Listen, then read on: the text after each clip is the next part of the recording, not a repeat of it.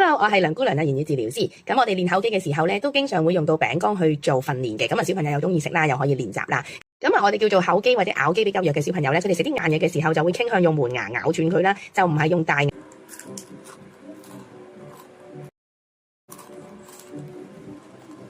市面上咧經常會用到嘅就係百力滋啊、金大滋呢一類，咁但係咧呢一類餅乾咧好幼，咁啊基本上一擺落去一啪就斷㗎啦。咁啊最近咧我就揾到一隻非常粗嘅餅乾，係同埋咧咬落去咧都有啲硬度嘅，咁啊令到小朋友咧中意食之餘咧，仲要不停咁樣去練習。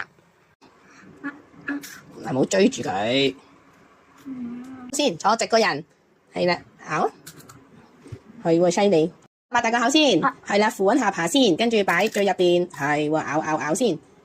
係啦，咬，扶住你下巴，咬大個口，擺最入邊，咬，係啦，扶穩下巴先。呢包餅咧，佢係有機嘅，咁就無糖無灰質啦，喺西班牙製造。最好用嘅咧就係呢包餅都係10蚊啫，就咁大包，都有成10條啦。咁啊，如果大家咧都有一啲好嘅健康嘅零食可以訓練口肌咧，都歡迎留言話俾我聽。我係梁姑娘，言語治療師，拜拜。